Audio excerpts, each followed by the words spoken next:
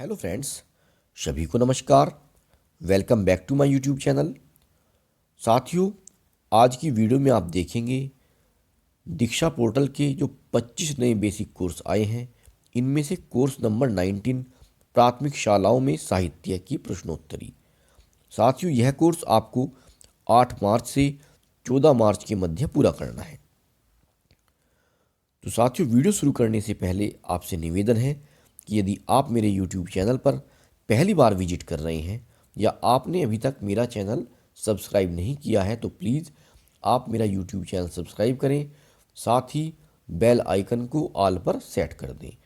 इससे आपको मेरे आने वाली वीडियो की नोटिफिकेशन तुरंत मिल जाया करेगी। अगर आप इसी प्रकार की वीडियो जो शिक्षकों से संबंधित होती हैं, इनको अपने व्हाट्सएप या टेलीग्राम पर पाना चाहते हैं, तो मैंने इसके लिए टेलीग्राम और व्हाट्सएप ग्रुप बनाए हैं। आपको दोनों ग्रुप का लिंक इस वीडियो के डिस्क्रिप्शन बॉक्स में मिल जाएगा। तो शुरू करते हैं आज की वीडियो। चलते हैं दीक्षा पोर्टल पर और करते हैं कोर्स नंबर 19 की प्रश्नोत्तरी।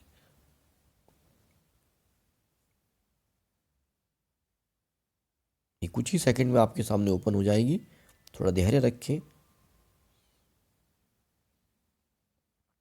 प्राथमिक शालाओं में साहित्य आकलन। पहला क्वेश्चन है, रूबी जी की कक्षा 1 के बच्चों को अभी पढ़ने की खास समझ नहीं है।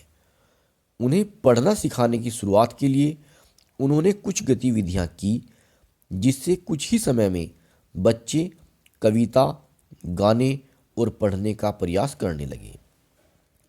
आपकी स्क्रीन पर पठन सिखाने और विकास हेतु कुछ प्रयास दिए गए हैं। आपके अनुसार रूबी जी की कक्षा के बच्चों की सफलता के लिए दिए गए प्रयासों में से सबसे अधिक कारगर कौन सा प्रयास रहा होगा? आप एक ही विकल्प को चुन सकते हैं।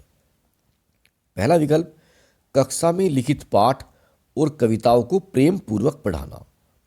दूसरा विकल्प, अलग अलग तरह की कविताओं को चार्ट पर लिखकर प्रदर्शन करना।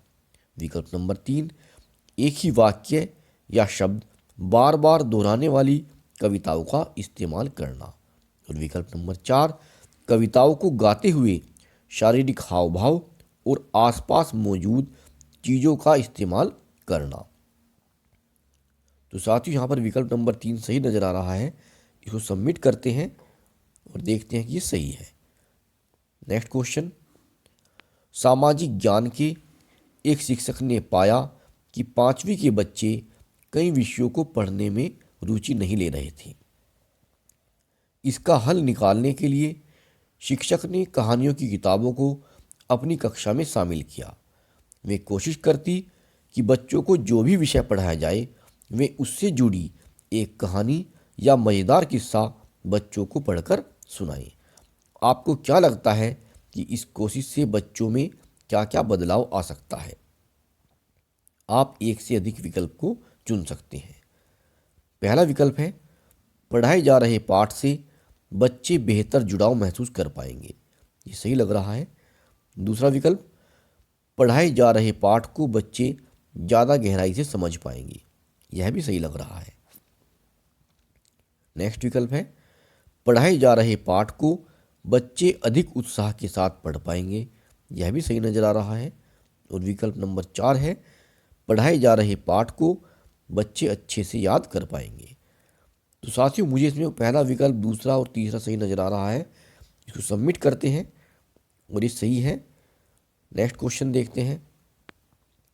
रोहिणी जी ने पाया कि उनकी कक्षा 5 के बच्चे लड़के लड़कियों के बीच भेद में काफ़ी विश्वास करने लगे हैं, जैसे कि लड़कों का लड़कियों को खुद से कम आंकना, कक्षा की सफाई में लड़कियों की भागीदारी और खेलों में लड़कों की आदि। इस समस्या से जूझने के लिए रोहिणी जी रानी लक्ष्मीबाई के जीवन पर आधारित एक नाटक की किताब कक्षा में लाई। इसी तरह वह कई और नाटक लाई, जिनमें लड़कियों ने कंधे से कंधा मिलाकर लड़कों के साथ संघर्ष किए हों। धीरे धीरे रोहिणी जी ने अपनी कक्षा के सभी बच्चों के लिंग भेद के व्यवहार में काफ़ी सकारात्मक बदलाव देखा। आपके अनुसार ऐसे नाटक की किताबें कक्षा में शामिल करने से बच्चों में सकारात्मक बदलाव क्यों आया होगा? उचित विकल्प चुनिए। आप एक से अधिक विकल्प को भी चुन सकते हैं। पहला विकल्प, नाटक साहित्य का एक अलग रूप है, बच्चों को पढ़ने में मजा आया होगा। विकल्प नंबर 2, नाटक पढ़कर बच्चे खुद ही लिंग संबंधी अपनी मान्यताओं पर सवाल उठा पाएंगे। तीसरा विकल्प है, नाटक पढ़ने से बच्चे लिंग भेद के बारे में खुद सब कुछ समझ गए होंगे। तो यहाँ पर मुझे विकल्प नंबर 2 और 3 सही लग रहा है। इसमें शायद नीचे भी है, नाटक पढ़कर बच्चे लड़कियों का नज़रिया बेहतर समझ पाएंगे। और विकल्प नंबर, इसमें दिए गए हैं कुल मिलाकर 5 विकल्प। और विकल्प नंबर 5 है, नाटक की मदद से सही बच्चे यह समझ गए होंगे कि लिंग भेद करना गलत बात है। तो साथियों, हम यहाँ पर जो विकल्प को चुनेंगे इसमें हमें एक से ज़्यादा विकल्प चुनने का अवसर है। तो यहाँ पर हम विकल्प नंबर 2 को चुनेंगे एक तो, और मुझे सही लग रहा है विकल्प नंबर 4 जो सबमिट करते हैं, और ये सही है। नेक्स्ट देखते हैं क्वेश्चन नंबर 4। रवि कुमार जी की कक्षा में हाल ही में दाखिल हुए काफ़ी बच्चे अलग अलग भाषाई समुदायों से आते हैं। उन्होंने पाया कि ये सभी बच्चे कक्षा में ज़्यादातर चुप रहते हैं। रवि कुमार जी ने इन बच्चों की बस्ती में गाए जाने वाले कुछ लोकगीतों को कक्षा में शामिल किया। इसके बाद से बच्चों की भागीदारी में सकारात्मक बदलाव देखने को मिला। आपके अनुसार ऐसा क्यों हुआ होगा? सबसे सटीक उत्तर को चुनिए। पहला है, लोकगीत के इस्तेमाल से बच्चों में स्कूल के साथ जुड़ाव और अपनेपन की भावना बढ़ी होगी। यहाँ पर हमें एक ही विकल्प को चुनना है। दूसरा विकल्प, सुर, लय, आरोह अवरोह और गीत गाने की विशेष शैली से बच्चे आकर्षित हुए होंगे। विकल्प नंबर 3, लोकगीतों से सीखने सिखाने के लिए रोचक और उत्साह भरा माहौल बना हुआ। विकल्प नंबर 4, लोकगीतों के प्रयोग से बच्चों को विषय वस्तु समझने में आसानी हुई होगी। तो यहाँ पर मुझे सही लग रहा है विकल्प नंबर 1। सबमिट करते हैं, ये सही भी है। नेक्स्ट क्वेश्चन, एक किताब में लिखे इस कथन को पढ़िए। हमें बाल साहित्य का चयन बहुत ही सावधानी से करना चाहिए, क्योंकि यदि साहित्य बच्चों के स्तर के अनुसार नहीं होगा तो वह बच्चों में साहित्य के प्रति अरुचि पैदा कर सकता है। सिर्फ स्तर के अनुसार ढाला गया साहित्य ही बच्चों में साहित्य के प्रति मजा उत्पन्न कर सकता है। देवांशी जी कक्षा 1 और 4 को पढ़ाती हैं। दोनों कक्षाओं में शामिल होने वाले बाल साहित्य में क्या अंतर होगा? पहला विकल्प है, कक्षा 1 में कल्पना और करिश्माई भरा साहित्य, जबकि कक्षा 4 में तार्किक साहित्य अधिक हो सकता है। यहाँ पर हम एक से ज़्यादा विकल्प को चुन सकते हैं, तो नंबर 1 विकल्प को चुनेंगे। और नेक्स्ट विकल्प है, कक्षा 1 में आसान भाषा और 1-2 पात्रों वाला साहित्य, जबकि कक्षा 4 में मध्यम स्तर की भाषा और अनेक पात्र वाला साहित्य हो सकता है। विकल्प नंबर 3, कक्षा 1 में साहित्य की सीमित विधाएं जैसे कविता, काल्पनिक कहानियाँ, गीत हो सकती हैं। 4 में साहित्य की सभी विधाएं हो सकती हैं। विकल्प नंबर 4, कक्षा 1 में बच्चों के संदर्भ से जुड़े विषय और शब्दों का इस्तेमाल होने वाला साहित्य, जबकि कक्षा 4 में बच्चों के संदर्भ से अलग संदर्भ और कठिन शब्दों वाला साहित्य हो सकता है। तो यहाँ पर एक तो हम विकल्प नंबर 1 को चुनेंगे और विकल्प नंबर 3 को सबमिट करेंगे। इसको ये सही बता रहे हैं। जारी रखिए पर टच करेंगे और नया क्वेश्चन। नरेंद्र जी का कहना है कि बाल साहित्य लिखना बहुत ही आसान होता है। थोड़े से चित्र बनाओ और हर चित्र के लिए 2-3 लाइन लिख दो, बस। शब्द भी आसान से चाहिए। आप नरेंद्र जी को क्या कहकर समझाएंगे कि बाल साहित्य लिखना इतना आसान भी नहीं होता है? दिए गए विकल्पों में से सबसे सटीक विकल्प को चुनें। यहाँ पर हमें एक ही विकल्प को चुनना है। पहला विकल्प है, परियों की और बोलते जानवरों की कहानी सोचना इतना भी आसान नहीं है।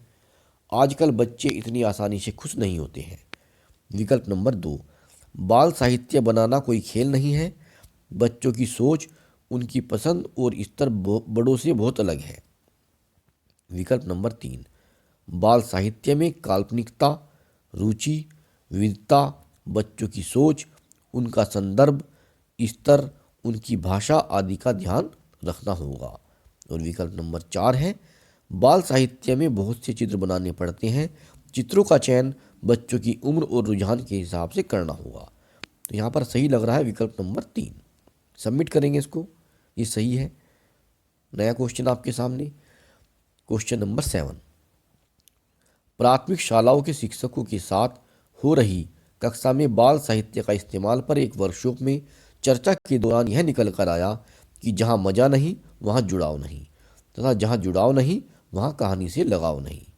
बच्चों के लिए एक अच्छी कहानी वह है जिसे वह बार बार सुनना चाहे।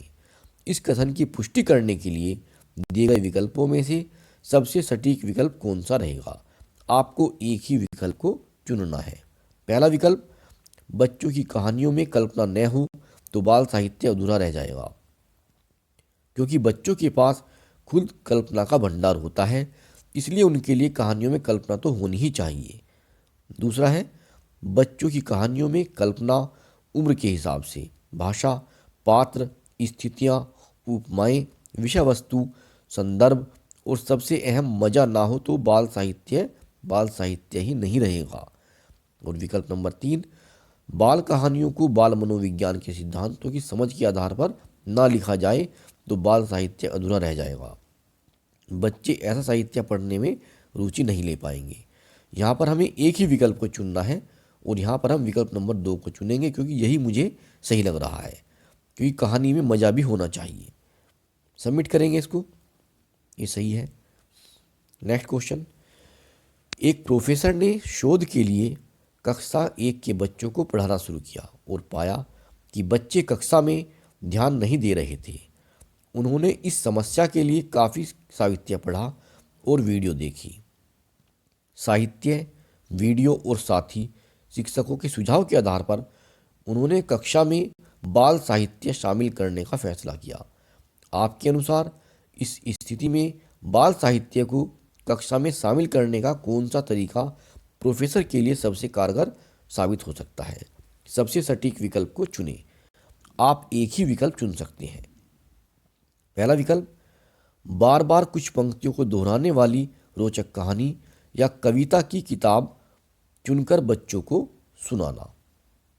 दूसरा विकल्प, असल जिंदगी से जुड़ी किताबों की मदद से पठन कराना ताकि बच्चे कक्षा में बेहतर जुड़ाव बना पाए।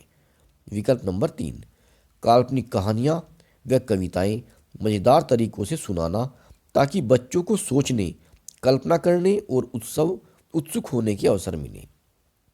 विकल्प नंबर 4, कहानियाँ व कविताओं को किताब से देख देख कर सीधा सीधा पढ़कर सुनाना।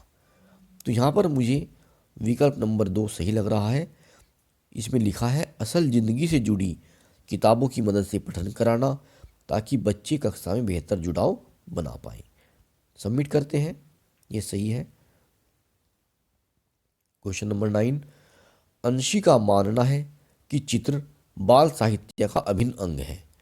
चित्र भाषा को सहजता से सीखने में बहुत बड़ी भूमिका निभाते हैं। आपके अनुसार बाल साहित्य में चित्र पढ़ना सीखने में कैसे फायदेमंद साबित हो सकते हैं? दिए गए विकल्पों में से सबसे सटीक विकल्प को चुनिए। आप एक ही विकल्प चुन सकते हैं। विकल्प नंबर 1, चित्रों की मदद से बच्चे प्रिंट की दुनिया से बेहतर संबंध और पहचान बना पाते हैं। चित्र बच्चों को बहुत आकर्षक लगते हैं, इसलिए उनका ध्यान सबसे पहले वहीं जाता है। विकल्प नंबर 3, चित्र बच्चों को सहजता से कल्पना की दुनिया में ले जाते हैं, जो कि उनके लिए अति आवश्यक है। विकल्प नंबर 4, चित्रों पर चर्चा, मौखिक व लिखित चित्र वर्णन, चित्र पर आधारित अनुमान लेखन आदि गतिविधियों से भाषा के सभी कौशलों के विकास पर काम किया जा सकता है। यहाँ पर क्वेश्चन का जो हमें एक ही विकल्प चुनना है और विकल्प नंबर 1 सही लग रहा है। सबमिट करते हैं, ये सही है। नेक्स्ट क्वेश्चन देखते हैं। दोहराने वाली कहानियों में एक ही पंक्ति बार बार दोहराई जाती है। काव्या 6 वर्ष की है तथा दोहराने वाली कहानियों को काफ़ी पसंद करती है। 2 माह तक यही कहानियाँ सुनते सुनते वह स्वयं दोहराने वाली मौखिक कहानियाँ बनाने लगी। आपको क्या लगता है इन कहानियों का उसकी भाषा विकास में क्या योगदान रहा होगा? आप एक से अधिक विकल्प को चुन सकते हैं। पहला विकल्प, ऐसी कहानियों में बच्चे आसानी से अंदाज़ा लगा लेते हैं और खुद कहानी आगे बढ़ाने लगते हैं। विकल्प नंबर 2, ऐसी कहानियों में बच्चों को कहानी याद हो जाती है और वो प्रिंटेड पठन करने लगते हैं। विकल्प नंबर 3, ऐसी कहानी में हर नए पात्र के साथ कुछ शब्दों या वाक्य जुड़ते जाते हैं जिससे कहानी पढ़ने में रुचि बनी रहती है। आप एक से अधिक विकल्प को चुन सकते हैं। तो इसमें तीनों ही विकल्प सही लग रहे हैं। सबमिट करेंगे। ये सही है। नेक्स्ट देखते हैं। तो साथियों, इसमें 10 क्वेश्चन थे कोर्स नंबर 19 में। आशा करता हूँ यह वीडियो आपको पसंद आएगा। वीडियो को लाइक करें और वीडियो पर कमेंट भी करें। साथ ही मेरे यूट्यूब चैनल को सब्सक्राइब भी करें। धन्यवाद।